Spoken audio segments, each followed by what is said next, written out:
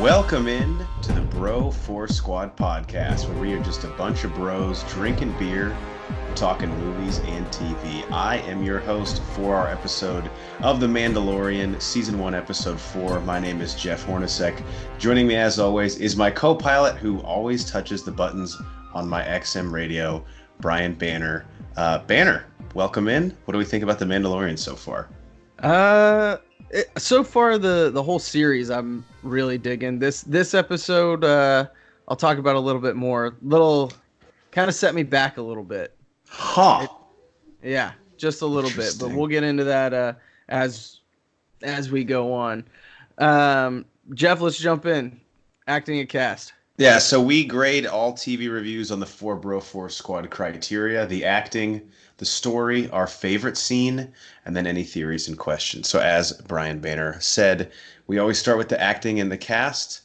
So, all right, let me do a little negative and then a positive. Negative. Again, we know it's difficult to cast TV actors, and this was not a big role, although probably in more than they needed to be. Those two dudes who came to recruit Mondo to fight the cannot Raiders. Stand them. Oh my God, they're pretty bad, right? I mean, I understand they're kind of like not bumbling idiots, but they're like scared for their lives. But that was just a really bad acting. It just seemed like really poor effort. I feel like it was bad directing because there's no way that was the best they could get out of them, and they still had their jobs because they weren't that big of roles. They had to have been told to do that.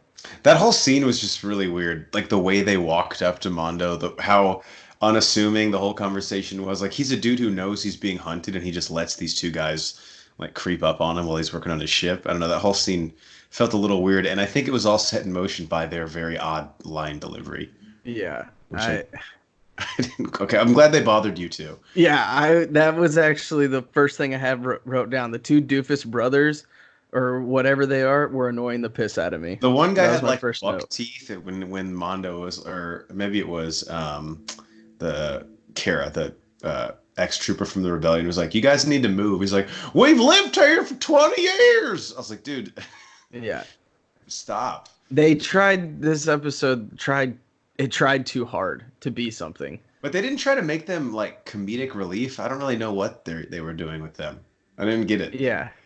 Not to focus too much on them because they weren't in the episode that often, but Gina Carano, excuse me, from Fast and Furious and Deadpool, guest starred in this episode as Kara, the ex-drop soldier for the rebellion. And obviously she is typically cast because of her physical prowess and her stunt ability. I think she used to be a UFC fighter. What did you think of her in this episode? She scared the shit out of me. Correct. Yeah, I thought it was fantastic. Like you said, you generally see her for her physical ability and her stunts. But she's got some chops on her. I thought I bought that she was this ex-rebellion fighter, kind of warrior chick that's just flying around doing her own thing now. I do say one thing I was glad about with the writing of her character is they could have easily made her like the classic stereotype, like, I'm only in it for the money, kind of like a poor man's Han Solo. But she actually had a little more depth to her and a little more altruism than I thought we were going to get. She wasn't just a total gun for hire, because her being from the rebellion, obviously we kind of view her as a bit of a protagonist, which I liked. Yep, I agree. Julia Jones was the other actress guest starred in this, played Omera, who was the chick that Mondo and her were like basically having like phone sex, the equivalent of that in the Star Wars universe. What'd you think of her in this episode? She was fine, I guess. I didn't really buy that they were falling in love or whatever. It's weird that she just wants to bone him when all she knows is that he's a man. It's like the equivalent of being a cleat chaser in the Star Wars universe. Like, you don't even know what I look like. It's just because I'm Mandalorian. You're interested in me. She's like, what? She has like this weird infatuation of taking his helmet off. Like, yeah, is that innuendo for something? I don't know. Probably. Knowing women, the second she gets it off, she's gonna lose interest. Am I right? Nah, I know it. God damn it, it's disgusting. Only other thing I've seen her in was Wind River, the movie I've been telling you and Geiger to watch with Jeremy Renner and Elizabeth Olsen. Yeah, Check you've that been movie. all over that movie. Just a very unsuspecting plug for Wind River. And then last thing I have to say, I don't even know if this counts as acting cast, but Baby Yoda is just an absolute scene stealer in this episode, I thought. Okay, so I want to raise this debate: is Baby Yoda cuter or Baby Groot? I think Baby Yoda, man. I mean, because that's the kind of level we're talking here. Gosh, I don't know. Something about Baby Yoda, I just fuck. He's like, I guess it could even be a she. We don't really know yet, but it's become a cultural phenomenon in like 3 weeks, Yeah. basically. Like they already have Christmas merchandise for it and stuff. And let's be honest, you and I are probably gonna buy something Baby Yoda for Christmas. Yeah, I mean, I think Baby Banner needs a Baby Yoda. Right. We'll, Whether it's a we'll doll or a T-shirt, we'll see. or an actual Baby Yoda. Right. I'm sure you could pick one of those up at PetSmart. Yeah. Our next category is the story or the plot. So this episode was actually directed by Bryce Dallas Howard. Yeah, I actually had that in my notes. That was very interesting.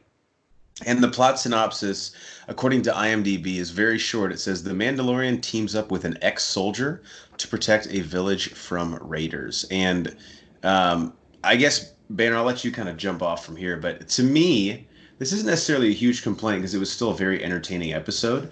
But when we look back at the overall arc of this season, this will definitely be a filler episode, I feel like. Yeah, I agree. This is a very standalone episode that I think this was kind of a bailout moment that they said, okay, we don't really know where we want to go, but we need to keep things rolling. So let's do this episode and then we'll move along the story. I liked it. It was basically Magnificent Seven, though. Mm-hmm. I mean, you have these gunslingers that come into town. They save them from the pirates or whoever's trying to invade them, teach them how to fight in a unreasonable amount of time. They're extremely good at what they're doing. That's true. But and then they almost do the sacrifice move at the end. So it was kind of like Magnificent Seven meets Swiss Family Robinson, where they're like booby trapping their village, or whatever at the end, like to trap that tiger. Which that part was actually kind of cool, but I definitely get what you're saying, and I know that they want to keep everything very consolidated, like in a 35-minute runtime.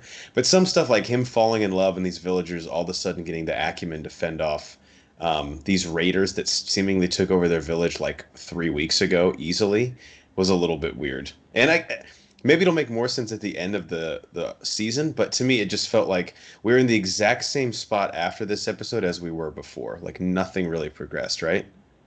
Yeah, I mean, the only thing is if Kira, is that her name, right? Yeah, Kira. If she ends up going with the Mandalorian as like a sidekick, that's true. the only thing that we might gain out of this, I think. And I don't mean to shit on the show. Like you have to have these episodes. It's just inevitable. Like yeah, every you single do. show has them.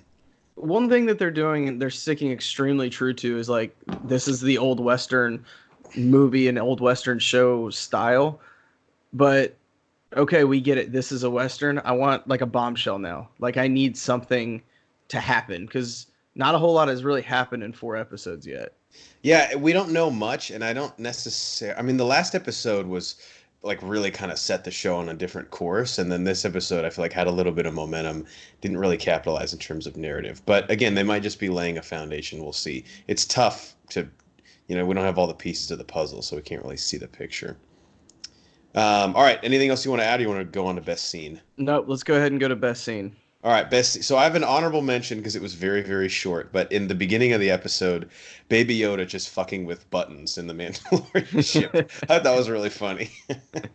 And he like doesn't get that mad at first. He's like, "All right, you basically turned off the engine, but that's fine." And then Baby Yoda's like, "Well, I want to, get the air on my feet here. I'm a little cold." He's like playing with the vents. His comfortability level, Baby Yoda's in the Mandalorian ship, is just really funny to me. Like he feels very, very welcome to touch everything in there. He doesn't even care.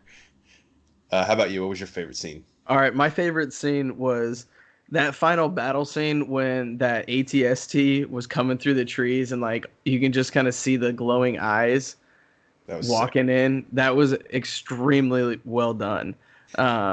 and then obviously them, eventually vanquishing it and kind of working together as a team. Um, that was just a really cool visual, really cool action scene that, again, they're doing all like practical sets and practical effects, which is really cool. Was that ATST like basically the same version as the one on Endor? Because I mean, we never get to see them at night, but its night vision mode was pretty cool. I don't know Yeah, if they had I'm like an assuming upgrade. that it's the same thing that was on Endor. The lasers looked the same, Yeah. and I think even sounded the same. I was kind of hoping they would go back to the Ewok method and get like two tree logs, tie them up on opposite ends, and smash the head in, Just smash the head in. because we know that's a great way to kill them. I just don't buy it, but whatever. Don't buy what?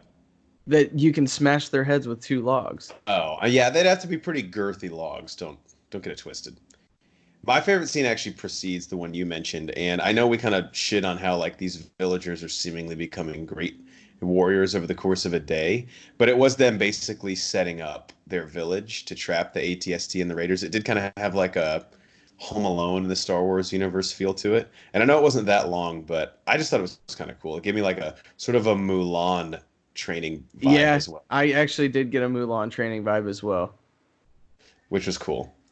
It was kind of funny though when Kira walks up to that dude who's like practicing stabbing, and she's like, "This isn't even the right end of the stick, you dumbass." I mean, I guess stabbing someone with a dull branch would still hurt them like a Yeah, I mean bitch. it would at least bruise them. Yeah, what if he's like, "Look, there's a method to this, right? I'm not just out here swinging this." All right, on to theories and questions. Do you want to start? No. You Okay. start. Okay. I just want to reiterate my Snoke theory from last week. If you didn't listen to our review of episode 3, we didn't get any additional information in this episode, really, for any of my theories. But I do still want to point out that my suggestion that the Empire sympathist Werner Herzog's character had taken Baby Yoda to experiment on him to basically extract his midichlorians in some sort of a scheme for the Emperor to help create Snoke, or whoever Snoke is, assuming he's been around for a long time, inject him with those and make him extremely force sensitive. I still stand by that, and until something,